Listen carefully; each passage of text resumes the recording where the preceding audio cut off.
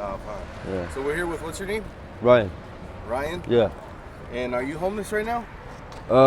Yes I am, but only because of choice. I choose to be. I could have a place to stay. You know, I got parents who live down the street and everything, but I don't go there because they don't get along with my girl and my girlfriend, and we've had some rough encounters and stuff. One on the bicycle. Okay. And just do it for her because she's out here and these guys try to come take advantage of her, and they try to bully her out of stuff and stuff like that. And, they don't do it when I'm around, you know. Yeah. And not that I'm some big bad shot or nothing like that, but you know, she does need help and stuff. And so I'm the only one that helped her. You know, I'm the only one that helps her. The only one that puts myself out there for that, like that. I do think that people that are homeless, there's a reason why they're out there. I mean, I'm sure that drugs has something to do with it. My case situation, drugs doesn't. My parents don't mind me doing drugs as long as they have work, as long as I'm working and do something productive also.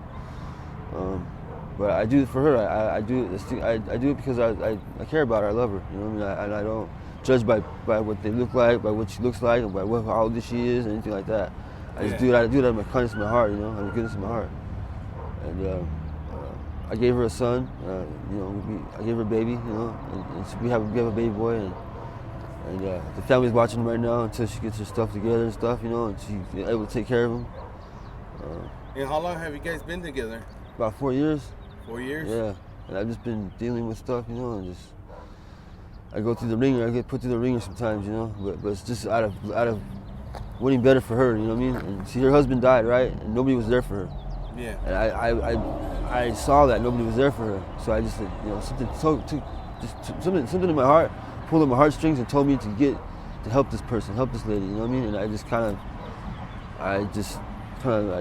I fell in love with helping her, with being around there for her. You know what I mean?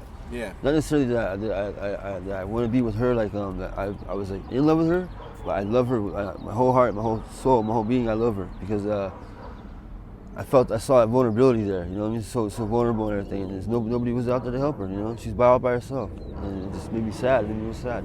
So I had to do something about it. You know, and that's what I did. Do you guys sleep here at night? Yeah. She sleeps here, and you know. I gather resources, you know, I go to work and stuff like that, and all my money gets spent towards keeping her comfortable and, you know, that kind of thing, you know, but I put money aside for later, you know. I barely do, but I seem to be able to, though. I got maybe about $4,000 put aside, and And what do you do out here to survive? Like, how do you get your money?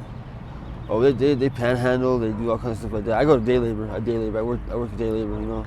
It's a place you pay daily and stuff. Like labor in and all that? Yeah. Right. It's called Staff Zone. Staff Zone. It's a good day labor place. It's pretty good. It's 27th Avenue, Thomas. I do that. I go there every day. You know, I go there every day, and they give me $80 a day. And the majority of that money gets spent on. And where does resources, that money you know? usually go? It usually goes to pills.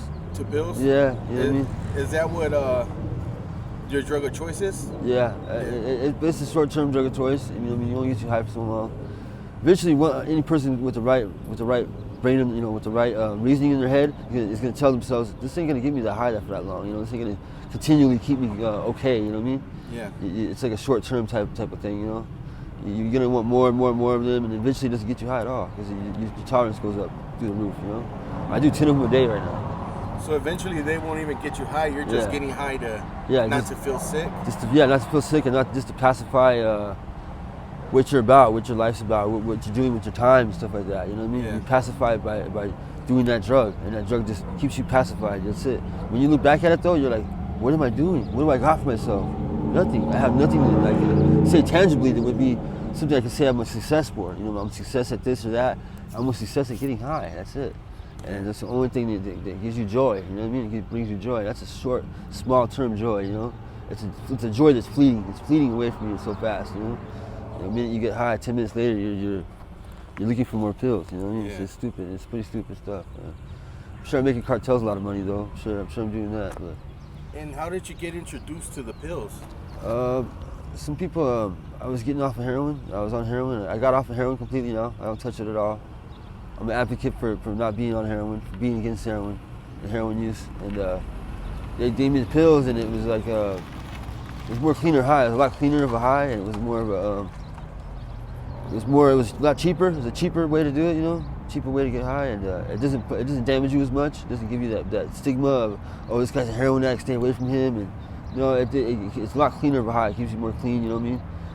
The pills are more it's more of a cleaner way to get high. It's not so dirty, fentanyl doesn't stay in your system that long. You can do a drug test and it won't show up in a drug test. Yeah. So it's a better way to do. How long does the pill usually take to get out of your system, for a drug test? 48 hours. 48 hours. Yeah. It's so minute that you can do a lot of it and still be minute in your bloodstream and still be undetectable. It's just because it's a real finite drug. It's real fine. It settles in your bones real quick. It's real finite type of drug. It's not like opiates like heroin and stuff. It's what's called it's like opiates, but it's not. It's like synthetic opiates. It's a synthetic opiate basically. And, yeah, it kills a lot of people though. It kills a lot of people. I've seen people die out here. I've revived people. I've brought people back to life. Probably about 4 people so far I've known that were gonna die, and I brought them back to life. And how did you do that? I basically put ice cubes in the armpits. I gave them mouth to mouth and CPR. I'm a trained CPR. I got trained in CPR and everything. And I brought them back to life, so their heart would keep breathing. They start breathing. You forget to breathe when you smoke too much of that stuff. It makes you forget to breathe. You forget to breathe, and you lose. Your heart stops. And you have to start your heart again.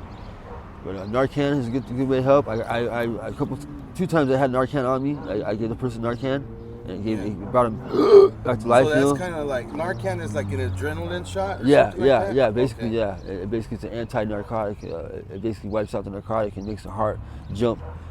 With static pulse or whatever, it gives your heart to jump again that it needs. It needs that little bit of spark or jump to get that heart pumping again. Yeah. And that's basically what it does. It makes your heart pump again.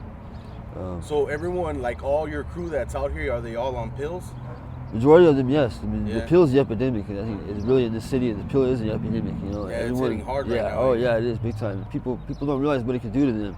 They start off, 1 or 2 pills, and they can make a whole pill last a day, and it ends up being like 4 or 5 or 6, and then that person, a week later, you see that one person look normal, the person looks tore back. They look terrible after a week of doing that stuff on the street.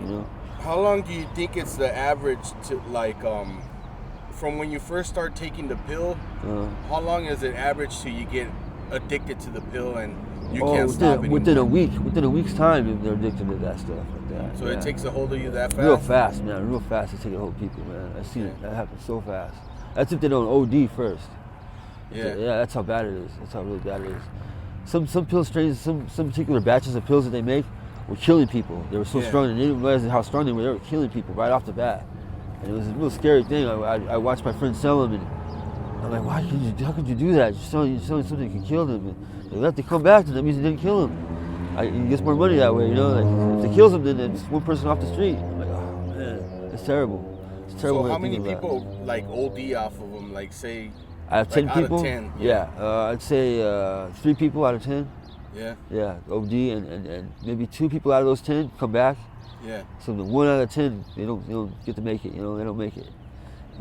Do you have Narcan on you right now or not? I ran out of my last shot of Narcan. I ran out.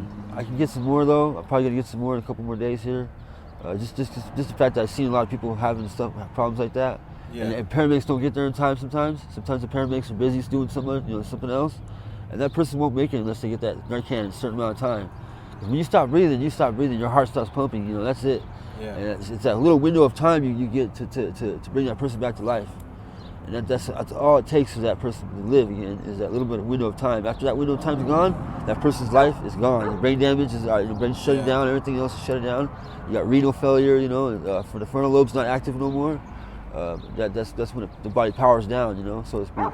And you don't get to see them again, they're gone forever, It's a dangerous thing. Are you planning to go to any kind of rehab or anything to get off the pills?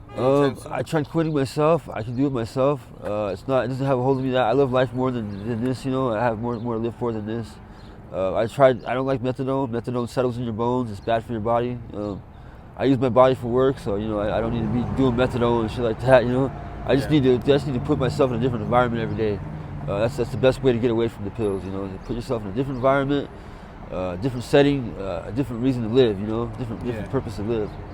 And that's all I need to do. That's all I need to do to quit. That's what it takes to quit. You know.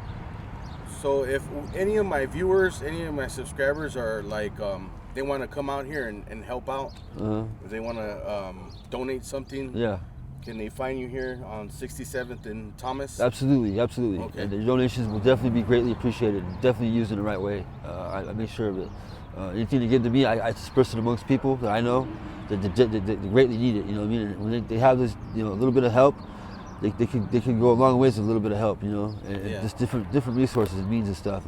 It can go a long ways really for a person's situation I'm in, and it definitely does help people. It helps people to give, to donate. It helps them a lot. I see people just out of kindness in their hearts, when they show kindness to people like that, it makes that person change what they do with their life. It makes the actual person decide to do differently with their life, because they go, wow, this person would do that for me. I should do something better for myself too. If that person that doesn't even know me care about that much about me, then I should do something for myself, you know? What is one of the best things that a stranger has done for you since you've been homeless? Give me a job. Yeah, he got me a job, and he basically read me the word. He read the word to me, and he reminded me that the Holy Spirit's there with me. I kind of forgot for a little while there. I was really down and out, and he was an angel. He came by, and he just read the right words to me, you know, and did the right things, and he showed me how precious life was, you know, and how much I'm throwing it away. I'm throwing it away a lot, and just for, you know, just to help somebody else, I'm throwing away a lot of stuff, and it's not right of me. It's not right for me to do that. You know, my parents are getting older, you know, stuff like that. I need to be there for them. And do you still have both your parents? I still got both my parents, yeah. All right, man. Well, thank you for the interview. Thank you, boss. Thank you, bro. I really appreciate it. Awesome. You're an awesome person, bro. Thank you.